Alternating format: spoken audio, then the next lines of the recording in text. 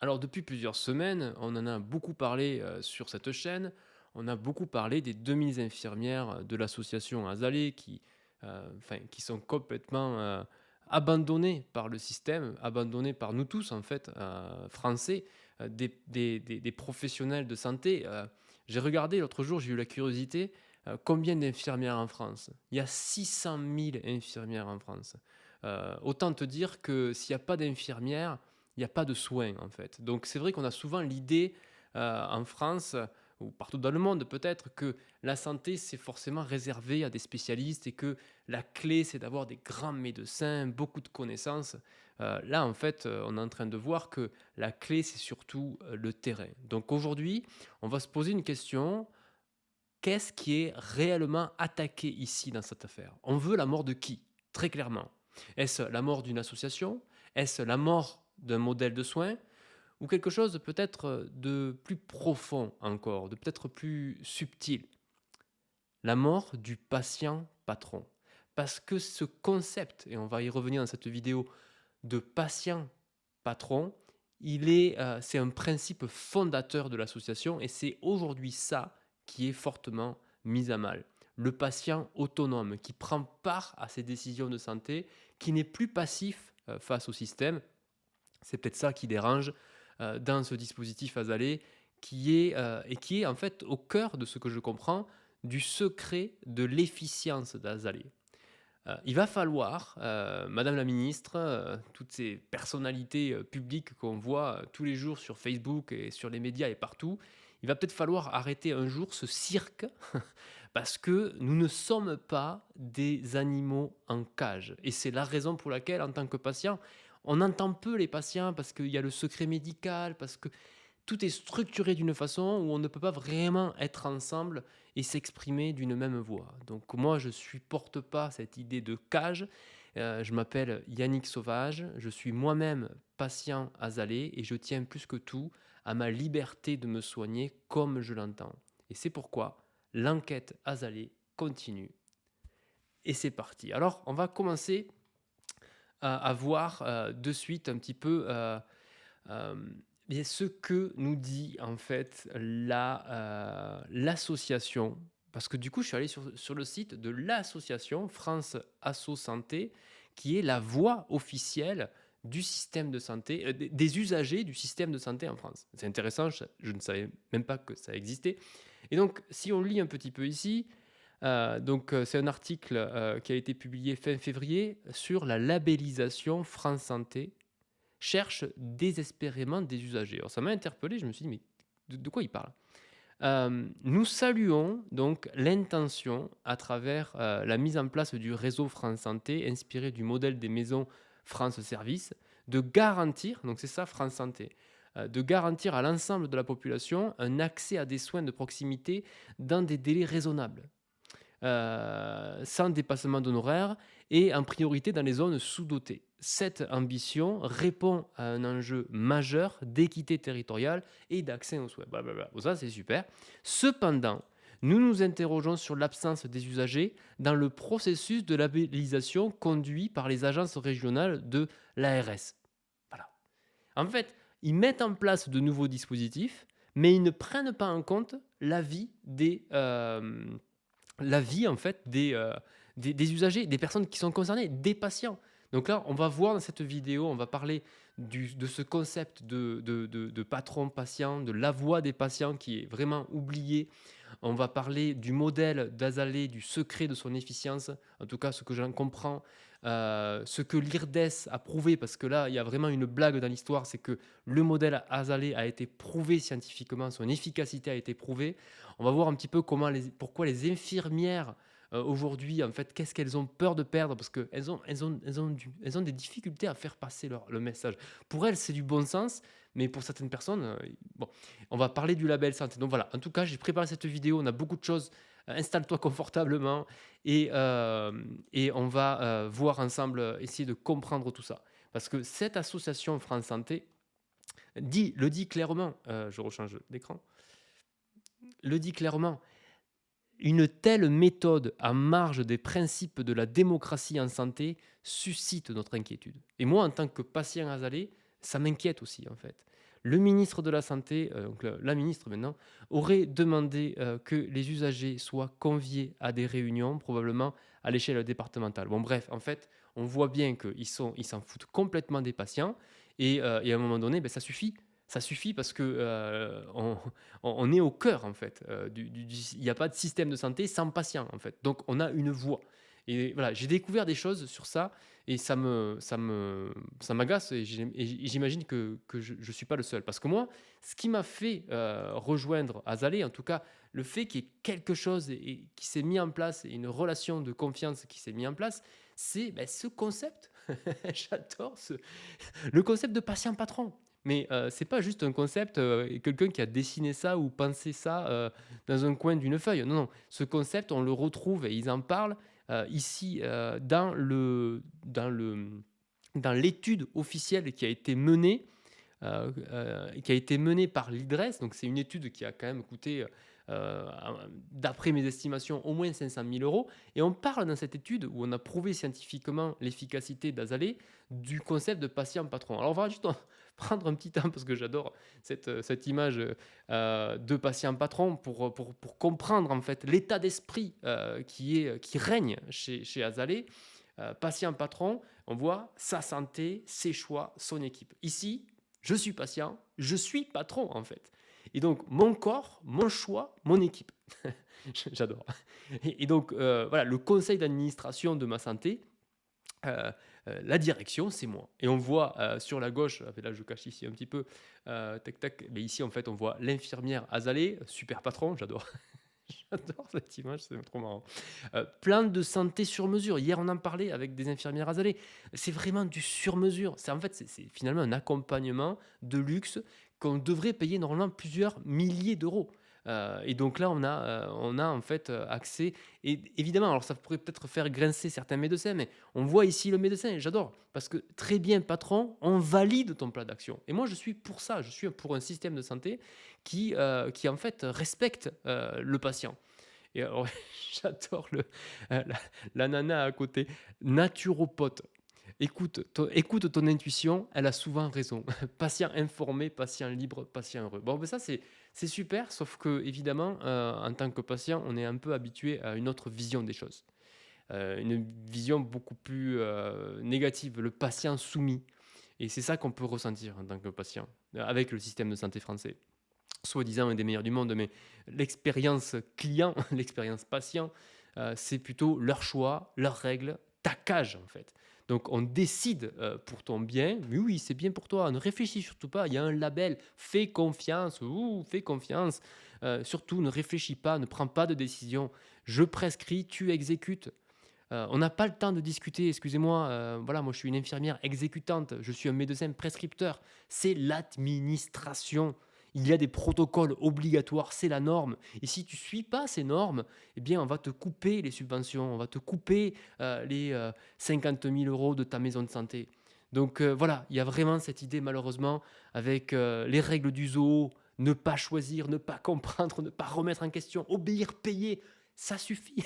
J'adore le gars en bas à droite, tu le vois, il est avec les billets, il compte l'argent, mais en fait, on est vraiment dans ce délire-là, en fait. Et ouais, j'adore. Bienvenue aux zoo santé, en haut à gauche. Souriez, vous êtes géré. Non, mais voilà. Bon. Donc voilà, je crois que une partie d'entre nous savons ce que nous voulons pour notre avenir. Et surtout, on sait ce que l'on ne veut pas. Alors pourquoi cette vision de patient patron, pourquoi on veut l'éliminer en fait? Pourquoi ça dérange autant l'État? Et maintenant, on va peut-être prendre un petit peu plus de temps pour expliquer c'est quoi ce concept de patient patron.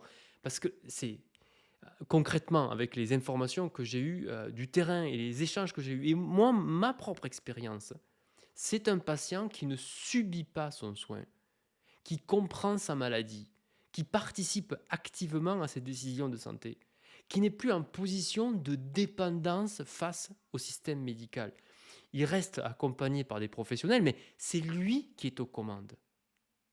Et en fait, pour moi, ça fait tellement partie de ma guérison, de retrouver cette confiance à prendre soin de moi, à prendre des décisions, à faire ce qui doit être fait pour que je puisse créer les meilleures conditions qui vont favoriser un meilleur état de santé. C'est bon pour le moral, en fait, c'est bon pour ma confiance. Et donc si on m'enlève ça, d'une certaine façon, on contribue à ma maladie.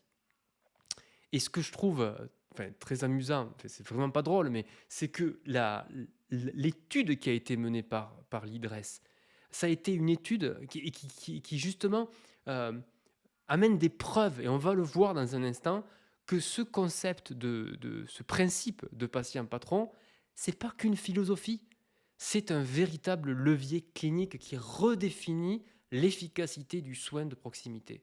Voilà, cette étude, 500 000 euros, et aujourd'hui, on fait comme si elle n'a pas existé.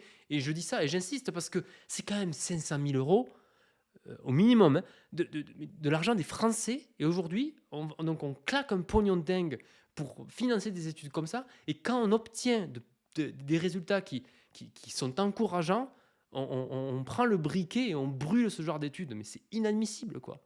Et donc aujourd'hui, c'est la CNAM qui avait autorisé, hein, qui a financé cette étude, qui aujourd'hui détruit le dispositif. Et derrière les belles prises de parole de la ministre, des membres du gouvernement, et en fait, s'ils enlèvent le principe fondateur qui est le patient patron du modèle Azalée, c'est qu'ils tuent Azalée, en fait. Et donc en fait, on tue les patients, le patient patron, directement. Et on pourrait refaire encore, mettre 500 000 euros sur la table pour prouver que ça affecte. Et aujourd'hui, ce qui est en train de se passer, parce que ce sont les patients qui sont oubliés, complètement. Le patient patron, c'est vraiment le modèle central donc du modèle Azalée. Et c'est le concept central du modèle Azalée. Et c'est fondé sur un gros mot en français, je crois, hein, vraiment un gros mot, l'empowerment. Voilà, renseignez-vous, c'est quoi l'empowerment? C'est l'empuissancement, c'est l'autonomisation. C'est l'autonomisation en français. Donc concrètement, le patient, il reste celui qui décide, il ne subit plus aucune subordination. Et donc, en fait, on peut le voir d'ailleurs ici, en fait, dans le modèle d'Azalée, parce que c'est ça le secret de l'efficience Azalée. Il faut le voir pour le comprendre. Le patient, il est au sommet chez Azalée. À l'inverse, dans ce qu'on est habitué, bien en haut, la pyramide traditionnelle de la santé traditionnelle, c'est la direction et les administrations qui sont dominantes, elles sont en haut, et en bas de l'échelle, c'est le patient. Donc on voit ici que c'est tout à fait l'inverse chez Azalée. Et c'est ça qui coince, c'est ça qui je vais rester poli, qui embête vraiment les décideurs aujourd'hui. Et donc en fait, on a des décideurs qui aujourd'hui ne comprennent pas la santé, ne comprennent pas ce qui fonctionne réellement sur le terrain, ne comprennent plus ce que veulent aujourd'hui les patients en 2026. Il y a un décrochage complet. Et ce décrochage, finalement, il ne serait pas très grave. Mais aujourd'hui, le risque, c'est que on aille vers un système de santé où le patient qui souhaite de l'autonomie n'ait plus accès aux soins. C'est ça qui est en train de se passer. Et le problème, c'est qu'on n'a pas le choix. Parce que l'argent, toutes les cotisations que l'on a, elles subventionnent ce modèle-là, donc le modèle de pyramide traditionnelle, et pas celui-là. Donc on fait comment, en fait? On fait comment? Dans ce modèle-là, voilà, on connaît ce modèle. Il y a la direction, il y a le médecin juste en dessous qui est dans une position haute, il prescrit, c'est lui qui décide ce qui est bon pour toi. On n'a pas le temps de toute façon d'écouter trop ton histoire. Et en dessous, il y a l'infirmière donc qui est un lien de subordination, qui applique en fait les protocoles. Et puis en bas de l'échelle, le patient. Et là, on voit ici que c'est tout à fait l'inverse. C'est tout à fait l'inverse chez Azalée. Et c'est ça que les gens ne comprennent pas. On va y venir après, il y a une pétition qui est faite. Il y a très peu de gens en fait, qui ont pris conscience de la gravité de ce sujet. Donc là, le patient, il est au sommet, d'accord. Ensuite, chez Azalée, je vais me faire le VRP d'Azalée. Il y a le binôme médecin-infirmière. Mais en fait, ça change tout parce que ce n'est pas le médecin qui emploie l'infirmière. Donc il y a vraiment une coopération réelle. Et c'est ça le secret. C'est le fait que il y a une certaine osmose au quotidien dans les cabinets et qui fait qu'il y a un épanouissement à la fois des médecins, des infirmières, un épanouissement aussi du patient dans son parcours et puis c'est ça qui fait que, ils sont contents d'aller au travail, en fait, quoi et que, on évite des burn-out, on sort, en fait, de ce cycle infernal dans lequel on croit, en fait, on a l'impression que, ils aiment ça, quoi. Donc c'est assez innovant parce qu'il y a vraiment, on considère l'intelligence collective et de proximité parce qu'il y a des réunions régulières, des réunions de secteur qui sont autogérées par les infirmières elles-mêmes. Elles sont autonomes elles aussi. C'est tout un état d'esprit en fait, l'autonomie. Mais là-haut, je crois qu'ils ne comprennent pas, en haut de la pyramide là. Donc il y a aussi des groupes de travail thématiques qui produisent de l'innovation du terrain. Et ce n'est pas des études à 500 000 euros, hein, ou comme les autres ont l'habitude de nous facturer. Voilà, tout un travail avec des informations de qualité qui viennent du terrain. Et donc qui sont réalistes et qui répondent aux besoins. Et aujourd'hui, on ne nous écoute pas en tant que patient et on n'écoute pas non plus les professionnels de terrain. D'ailleurs, ça me rappelle un mauvais souvenir au moment du Covid, en fait. C'est la même histoire qui se répète, sauf que là, c'est vraiment amplifié. On a l'impression qu'on suit des PowerPoint de McKinsey et on n'écoute pas le terrain, on n'écoute pas le territoire. Et c'est ça le sujet du label France Santé avec les maisons de santé. C'est qu'on vient sur nos territoires en considérant que Madame la ministre considère qu'elle connaît mieux le territoire, le fonctionnement que les infirmières elles-mêmes. Évidemment, je comprends la colère de tous ces gens-là. Je suis moi-même en fait en colère au fond. Donc, et en bas de la pyramide, c'est que l'administration chez Azalea, elle est au service du terrain. Ce qui est en fait logique et normal. Mais ils ne sont pas là en fait pour toujours mettre des normes en permanence et finalement voler, euh, salir la vocation de l'infirmière, la vocation du médecin, qui est d'être en présence et en soutien de l'humain qui est en face. De ne pas passer la moitié de sa journée en fait à taper sur un clavier des rapports, un tableau de bord, à compléter un tableau de bord, des fiches administratives, dans le seul but finalement de pouvoir continuer à être rémunéré parce qu'il faut répondre aux normes, aux législations, à la labellisation. Et si tu n'es pas labellisé, on ne te paye pas. Voilà aujourd'hui où on va. Je ne sais pas si ça te dérange, toi, tout ça, en fait. Dis-moi-le en commentaire. J'ai besoin de comprendre, en fait. J'ai besoin qu'on en parle beaucoup plus. Moi-même, je me réveille, en fait. Moi-même, je me réveille et je trouve intéressant de comprendre le fonctionnement de ce qui se passe actuellement avec Azalea pour ensuite pouvoir prendre de meilleures décisions pour nous-mêmes et pour la suite, parce qu'on voit bien qu'il va falloir prendre les choses en main ici. Alors, ce que l'IRDES a observé, j'avais fait ah voilà, ce que l'IRDES a observé, donc l'IRDES, c'est cet institut qui a fait une étude sur Azalea en 2018.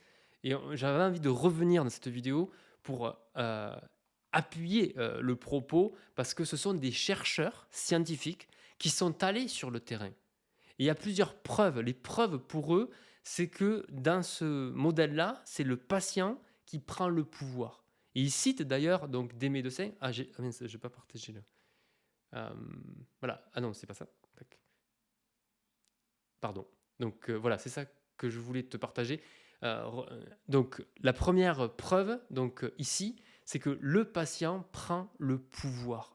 Et il y a des médecins qui en fait estiment que tout ce travail éducatif de qualité est justement celui qui permet au patient de s'impliquer et de prendre le pouvoir. Donc les soignants apprennent à ne plus faire à la place des patients. Mais ça, évidemment, ça coince pour beaucoup de gens. C'est vraiment le malade qui conduit sa pathologie et l'infirmière, elle n'est là que pour accompagner, l'aider à cheminer. Et je trouve intéressant parce que l'infirmière, finalement, elle a des connaissances médicales, mais en fait, la démonstration ici, c'est que le médical n'est pas réduit en fait à un acte médical, à de la prescription. C'est un accompagnement. Et plutôt que de séparer l'accompagnement, il y a de l'accompagnement par des professionnels. Il y a plein de professionnels qui font de l'accompagnement. Mais plutôt que de séparer l'acte médical de l'accompagnement, ici, il y avait une innovation de réunir les deux. La deuxième preuve, c'est qu'on passait du prescripteur à l'allié. C'est-à-dire que, il y a, l'évaluation et met en évidence ici une transformation majeure de la relation de soins. C'est-à-dire que le patient change de posture, il ne subit plus les directives médicales, il commence à voir le médecin comme un allié, pas comme une autorité. Et ça, c'est indispensable en fait. D'une médecine donc purement prescriptive vers une médecine éducative et proactive. La troisième preuve, c'est le refus de la subordination. Donc l'IRDES confirme que ce modèle fonctionne parce qu'il repose sur des hiérarchies naturelles et non sur un lien de subordination imposé. Donc avec le patient, l'infirmière et le médecin, et tous s'engagent librement dans ce triptyque. Chacun connaît son rôle, chacun construit la coopération à son rythme. Et la quatrième preuve, c'est que le temps, alors ça c'est un sujet que les infirmières ou la présidente de l'association en parle beaucoup, c'est le temps comme moteur de l'autonomie. Les chercheurs démontrent que cet empowerment n'est possible que grâce au temps long alloué par le dispositif Azalea. Donc c'est cet espace-temps non contraint qui est la condition indispensable pour que le patient soit vraiment écouté. Donc au final, l'IRDES prouve scientifiquement que le patient patron, c'est tout ce que j'ai montré tout à l'heure, ce concept-là, c'est pas juste une philosophie, c'est un levier clinique.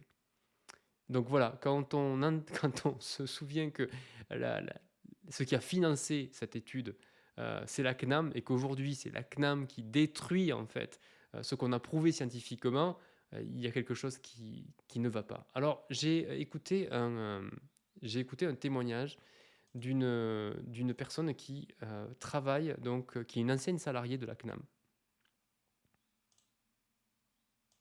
Ah, peut-être que tu vas pas entendre. Ah si, j'espère que tu vas entendre.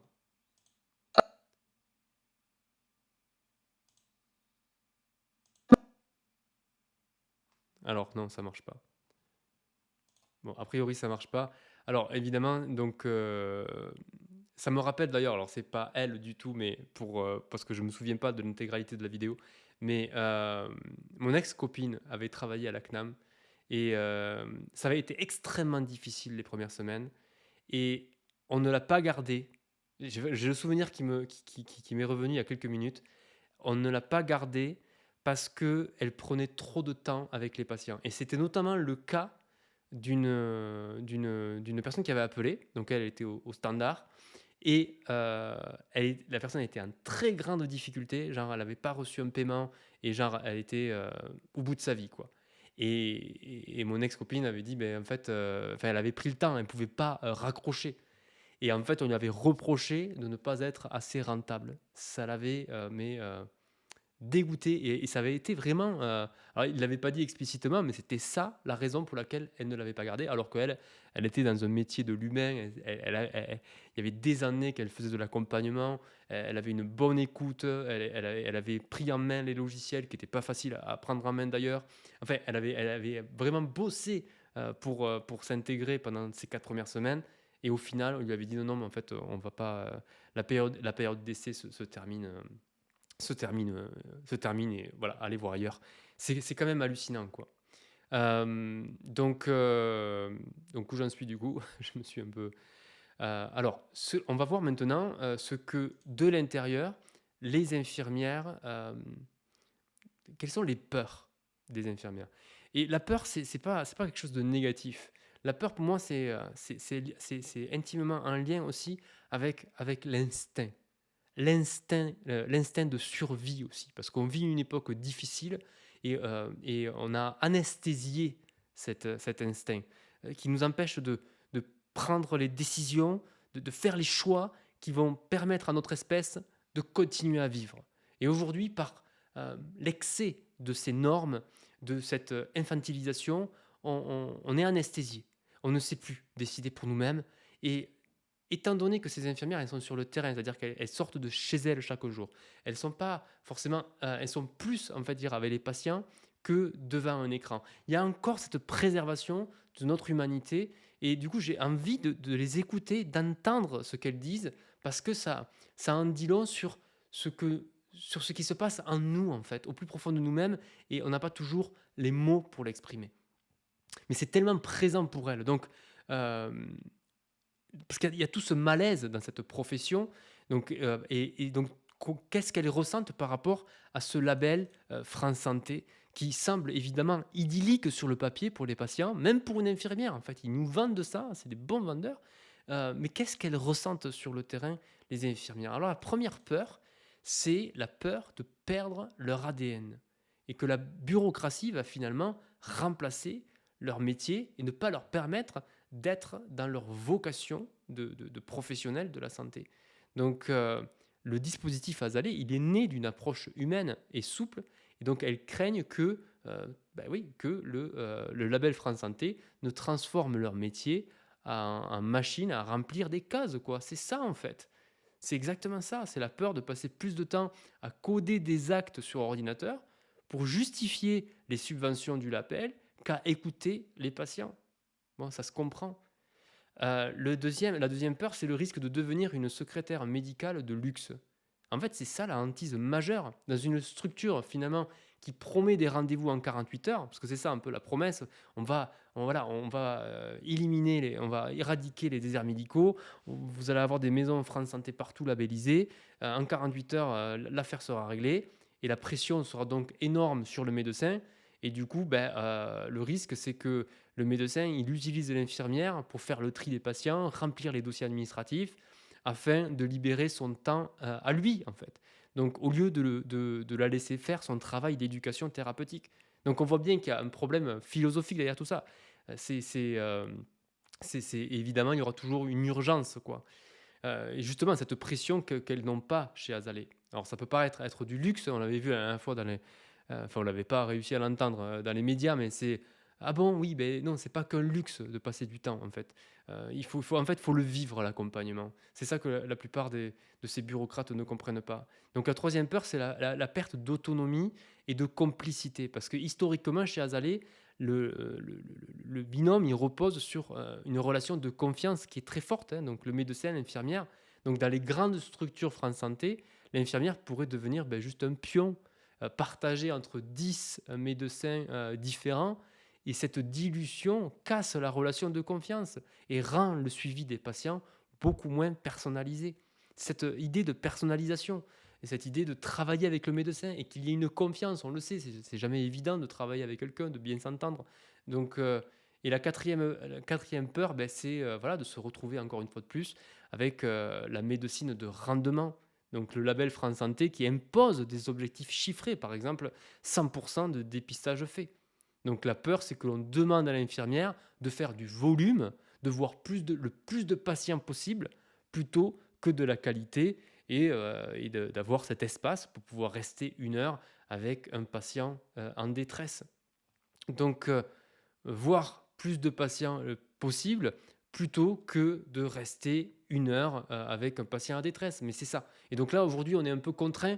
En fait, ça nous met face à un choix pour l'avenir de notre système de santé. Qu'est-ce qu'on veut?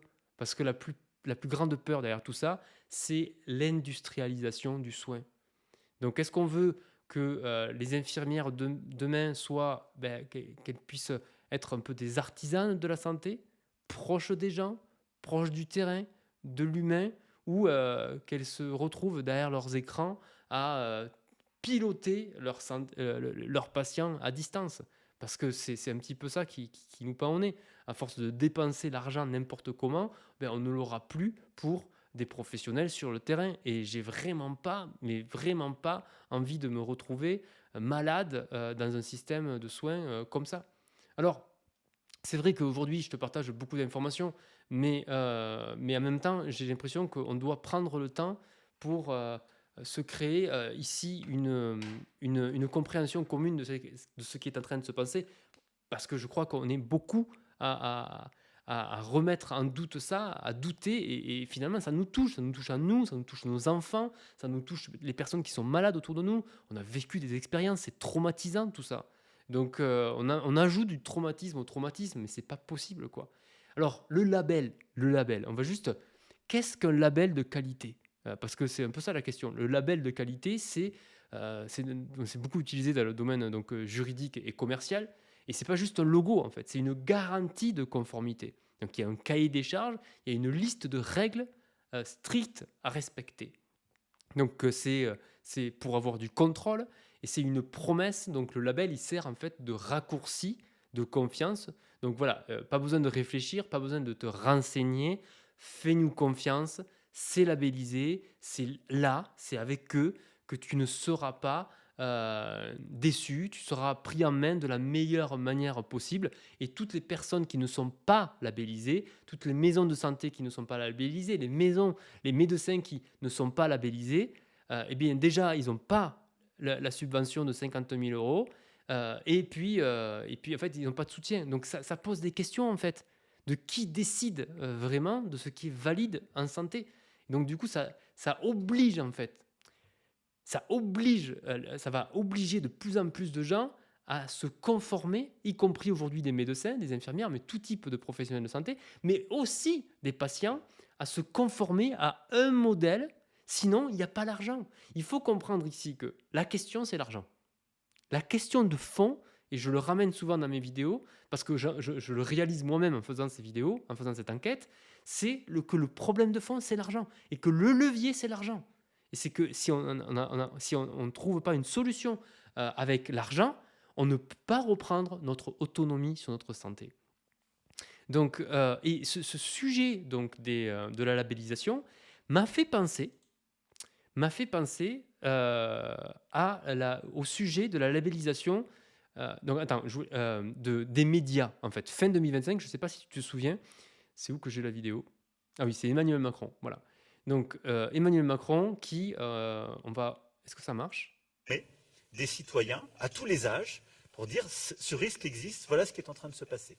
La deuxième chose, c'est de faire retirer ces fausses informations, c'est ce que je disais, c'est la question de la responsabilité. La troisième chose qu'on pousse, ça on a commencé il y a plusieurs années, c'est en lien direct avec la presse, et ça rejoint ce que je disais entre, on doit distinguer les réseaux et les sites qui font de l'argent avec de la pub personnalisée et les réseaux, les sites d'information. C'est qu'on va tout faire pour que soit mis en place un label. Voilà, un label.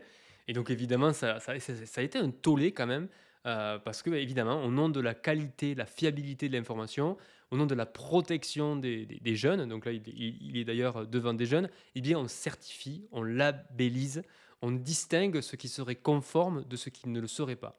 Donc évidemment, il y a eu, voilà, c'est un vrai risque, ce genre de label pour la liberté d'expression.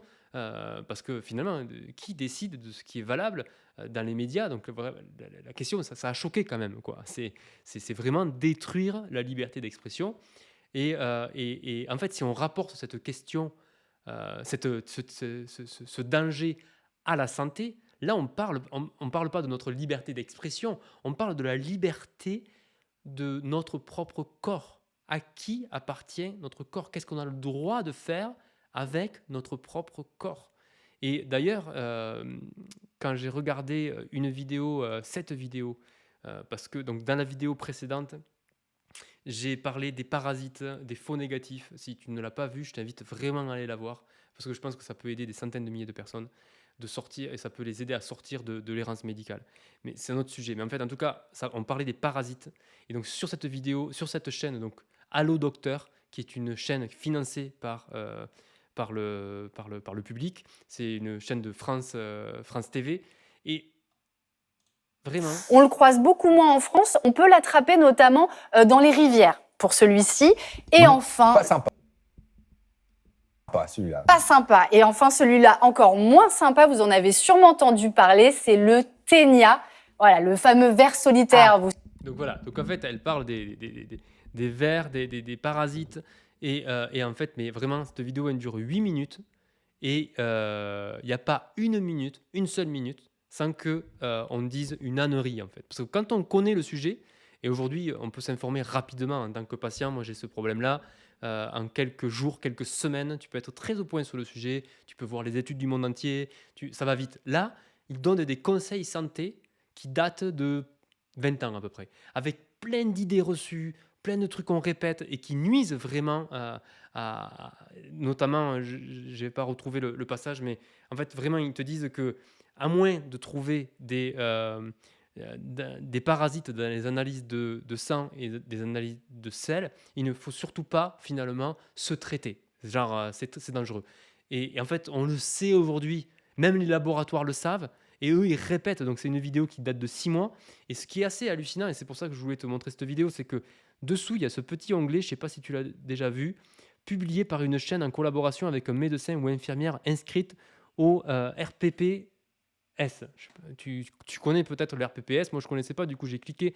Donc Get Health Information YouTube. Donc en fait, c'est finalement de l'information vérifiée en termes de santé. Donc on voit là, il raconte de grosses conneries. Qu'est-ce qu'on fait en fait? Donc là, ça fait bien le lien entre. On voit bien le lien entre les médias, la santé et comment tout peut. Tout va ensemble en fait. Et donc là, sur une vidéo, enfin, je veux dire, je suis patient, un patient expert, je me suis intéressé sur le sujet et je démonte en fait cette vidéo en 3 secondes. Je veux dire, aujourd'hui, on est bien équipé, on est bien informés, nous les patients. On a des IA qui nous aident à traiter l'information. On va beaucoup plus vite. L'époque a changé. Il faut vraiment arrêter de nous prendre pour des idiots. Vraiment, vraiment. Et est-ce que le label protège les patients ou est-ce qu'en fait, il est juste là pour nous domestiquer? Parce que moi, c'est ça ma peur viscérale que j'ai, en fait. C'est ça mon instinct. Il me dit, Adam, moi, je veux pas qu'on me mette en cage à me domestiquer. Je veux juste être protégé parce que je suis français, parce que je suis peut-être un peu vulnérable dans mon parcours de vie actuellement. Et donc, est-ce qu'on me protège ou est-ce qu'on est juste en train d'essayer de me domestiquer? Parce qu'un badge, voilà, c'est juste, c'est juste, c'est pas une preuve que le soin est bien fait en fait. Ça n'a rien à voir. Les critères sont beaucoup plus subtils. Ça prouve pas qu'il y a une véritable relation thérapeutique. Et ce qu'on a montré, ce qu'on m'a montré en tout cas chez Azalea, c'est qu'on fait autrement et que la collaboration, que la coopération est un facteur de réussite et surtout d'efficacité pour le soin. Donc voilà pour cette vidéo qui a été un petit peu... on a vu beaucoup de choses dans cette vidéo. J'avais beaucoup d'informations à te partager. Évidemment, la raison d'être de cette vidéo, c'est pour ouvrir une discussion, c'est pour ouvrir un champ de possibles et ne pas subir dans son coin, parce qu'ils sont assez forts, je trouve, à mettre en place tout ça, à nous faire peur les uns les autres, à nous séparer, à nous diviser aussi. Donc, je ne sais pas de quoi demain sera fait. En tout cas, instinctivement, ce que je ressens en ce moment, c'est que c'est pas juste défendre le modèle Azalea, en fait, ou une association Azalea. C'est défendre quelque chose de beaucoup plus grand, l'autonomie, en fait.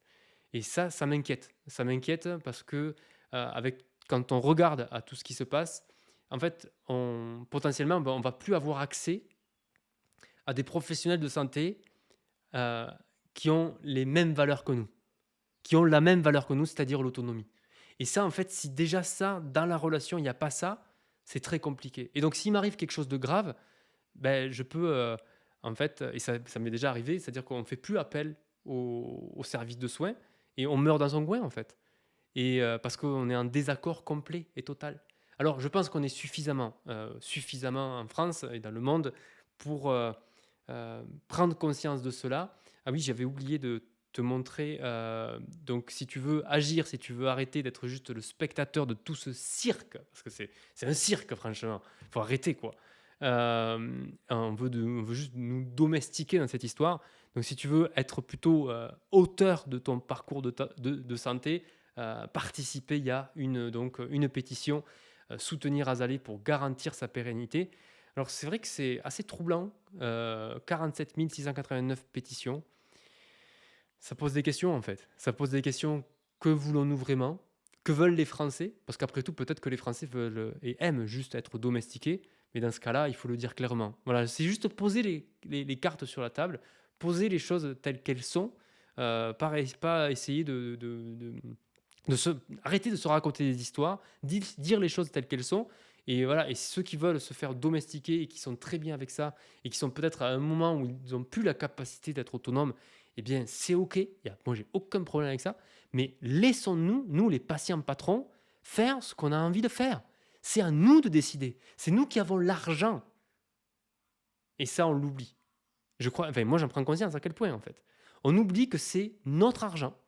Et donc, d'accord, vous pouvez faire ce que vous voulez avec le système de santé, mais tout l'argent qu'on cotise, les impôts et tout ça, on a une caisse différente et on choisit pour nous-mêmes, en fait. Et on choisit l'autonomie. Peut-être qu'il y aura 2 modèles de santé, celui qui rend dépendant et celui qui rend autonome, mais au moins, on peut faire un choix éclairé. Parce que là, ils nous embrouillent derrière leur jargon.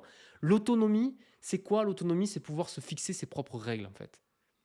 Donc c'est tout l'inverse de ce qu'ils sont en train de proposer. Alors moi, ce que ça éveille, et juste je vais terminer la vidéo sur ça parce que ça va devenir un petit peu personnel. Je te remercie en tout cas d'avoir regardé la vidéo jusqu'à maintenant. J'ai tout dit, mais j'ai envie de partager quelque chose de peut-être plus personnel. Parce que moi, cette enquête m'apporte énormément. Elle me permet de renouer à ma vocation. Par la résonance avec ce cri des infirmières. Et parce que les infirmières, pour moi, elles ont ce qu'elles défendent, c'est un modèle de soins, mais c'est leur propre vocation. Et beaucoup d'entre elles sont très déçues. Et je ressens ça, quelque chose que j'ai toujours ressenti en moi, en fait. Et j'ai jamais trouvé ma place en tant qu'accompagnant. J'ai œuvré dans le domaine de la santé mentale. C'était compliqué avec tous les professionnels de la santé physique. Alors aujourd'hui, c'est vrai, il y a plus de ponts. L'état d'esprit a évolué. Voilà, on parle beaucoup plus de santé mentale, surtout depuis le Covid. Mais même dans le domaine de la santé mentale, je ne me suis pas reconnu. Parce que c'était toujours cette idée de normes, de rentrer dans des cases. Et oui, j'ai suivi des formations. Oui, j'ai appliqué des protocoles. Mais mon histoire, c'est qu'au bout de 3 mois, j'ai fait péter tous les protocoles et je suis entré en relation avec la personne que j'accompagnais. Et c'était à ce moment-là que j'obtenais des résultats spectaculaires. Donc je l'ai moi-même vécu de manière intime. Je ne pouvais pas trop en parler parce qu'il fallait que je respecte les protocoles. Sinon, j'allais être viré de la chambre syndicale à laquelle j'appartenais à ce moment-là. Et j'ai vécu tout ça de manière très intime et j'en ai payé le prix fort. Et aujourd'hui, je veux renouer avec cette vocation et j'ai du recul. Je me connais mieux aussi. Je sais beaucoup plus ce que je peux apporter. Et il y a vraiment cette idée de facilitateur. Facilitateur de coopération pour soutenir des projets autour de la santé. Et je me sens vraiment là-dedans. Alors je ne sais pas ce que ça va donner dans les prochains jours, les prochaines semaines. Mais en tout cas, cette idée de faciliter l'autonomie dans le domaine de la santé, ça peut être dans la santé plus conventionnelle, mais aussi dans la santé naturelle. Vraiment, je veux vraiment sortir de... On enferme la santé naturelle contre la santé conventionnelle et on nous impose ce débat, on nous met en conflit les uns avec les autres et je voudrais tellement qu'on puisse sortir de ça parce que les défis qui sont devant nous, ils sont juste énormes et on a besoin de tout le monde en fait, on a besoin de tous les moyens et il faut vraiment cesser parce que là l'urgence fait que on va devoir trouver des solutions. Donc voilà, ça résonne profond avec moi, avec mon territoire, je suis du Tarn et ça me force à penser de manière pragmatique, à sortir de la théorie, à sortir même des valeurs, de discuter des valeurs pour aller vers le terrain, pour aller vers l'humain. Donc voilà, en tout cas, merci d'avoir regardé cette vidéo. J'honore ton attention et ça me donne aussi beaucoup d'espoir pour la suite. On se tient au courant. Dès que j'ai du nouveau, je partage une nouvelle vidéo. À très bientôt. Ciao, ciao.